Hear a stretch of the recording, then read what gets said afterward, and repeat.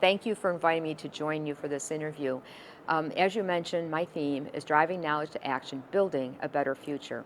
This is based on the premise that with increasing knowledge over the last 2 decades and more, we're having a more difficult time applying it, implementing it for a variety of reasons. The good news is we've had an expansion of knowledge and an increase of survivors, certainly in the U.S., and we hope to extend that globally. But that being said, what I identified is that there's more that can be done intentionally to take that knowledge and apply it so that every patient everywhere can benefit from the knowledge that we've gained. So the intention then, as you had asked me, was to try to approach this from a global standpoint. What can we do as an organization to help our global community help their patients? So the 3 pillars that are supporting that is embracing emerging technology, advocacy, as well as embracing community. ASCO as an organization has several tools and resources available that will help expedite this, we hope, and it goes with the ASCO Guidelines Assistant, as well as ASCO Certified, which is a global certification, as well as ASCO Edge, which I'll be introducing tomorrow in my presidential address. Certainly, part of the meeting is sharing all of the knowledge and information, both in education sessions as well as presentation of scientific abstracts, including posters, oral sessions, and the plenary session. And we hope that people will walk away with the information that may help them advise how to best treat their patients for their members, whatever country they come from.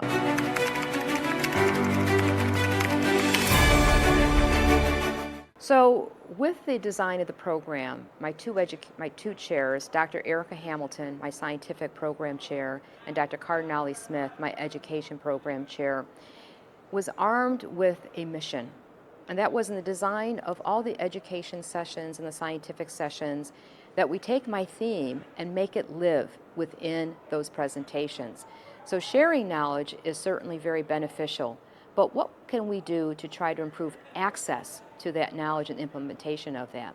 So that's the general way that we've infused the theme throughout the various sessions. But above and beyond that, what's really big at this meeting, and I'm so proud to be able to announce it tomorrow, is the ASCO Guidelines Assistant, which is a tool that will power the ASCO guidelines to be readily available to our members in a much more efficient way by using artificial intelligence.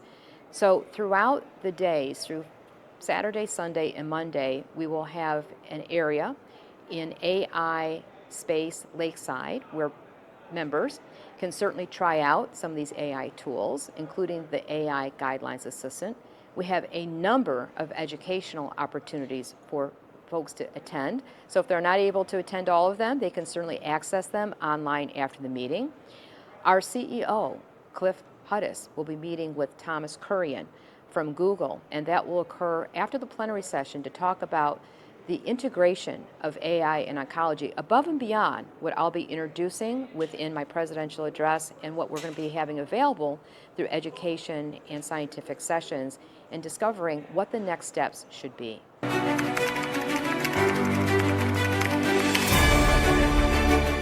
So as you know, I'm just going to step back a little bit and talk about AI in general. I think we all can agree that it is the fourth industrial age. AI has been used in a number of industries, and healthcare now is involved in utilization of artificial intelligence. So that being said, as I mentioned, ASCO specifically has collaborated with Google to develop the AI Guidelines Assistant. But above and beyond that, we see as an organization that we need and have developed guidelines about how to apply artificial intelligence in a safe and equitable manner. Those guidelines were actually published about a year ago, and they're readily available through the Journal of Clinical Oncology. We will continue to monitor how AI is being utilized within the oncology world, keeping in mind that there are other disciplines that are already using artificial intelligence, So for example, and I'll mention this in my address tomorrow, we know that AI is revolutionizing both radiology and pathologic diagnoses. And there's data that's been published, including in the Lancet, looking that with mammography, they've been able to increase the efficiency of being able to get mammograms read, but also the diagnostic sensitivity and specificity has improved as well. So we'll continue to be monitoring what our colleagues are using and how our colleagues are using AI when it comes to diagnosis and treatment of patients. But beyond that, artificial intelligence is now having a featured role in helping us in the workplace. So for example, AI is being used in many places across the world, as a matter of fact, for dictation, to be able to allow the doctor to spend more time face-to-face with the patient as opposed to looking at a computer and doing their dictation and putting their orders in. So there's great potential for AI to help improve our work efficiencies no matter where we are in the world.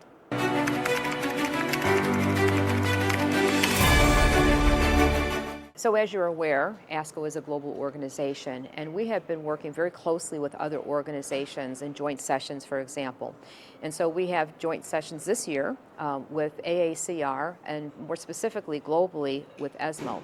We also conduct meetings with a number of the international societies throughout the meeting. It may not be public, but we are having very high-level discussions of how can we collaborate and improve the clinical trial system. In fact, that's one of the topics. We have already been involved with the UIC, a global international society, and we are part of the participation with ATOM, right? Yes. Which is the access to drugs, okay, globally that might not otherwise be accessible for patients across the world. So we are continuing to expand our reach when it comes to collaboration with a number of different oncology societies around the world. And give an example, I actually had the opportunity, and I was invited, and it was a privilege for me to participate in the CACA, which was the China-based platform interview that was last October, and I was one of the speakers there. And it was just fabulous to learn and share what we have learned through the U.S. American Cancer Society was represented, as well as AACR. We had a very nice conversation. I understand there were 17 million folks who were watching there on that platform. I didn't know at the time, but it was really fabulous. So our reach is quite extensive. Above and beyond that, we have something called regional councils. And the regional councils are representatives of the leaders in those areas. So for example, I was at Yokohama for the breakthrough meeting, which was last year already. And it was great to see how they're training their young and future investigators, and it's through something called the LDP program. But there's also grants that are being developed that are being used in other parts of the world at other regional councils, like in Latin America, for example. And so that being said, we're very involved as partners for those regional councils because they know what they need, and we're trying to help provide them the resources with what we have already, and if not, give advice, on how they can move forward, develop the resources that they need to address their specific needs.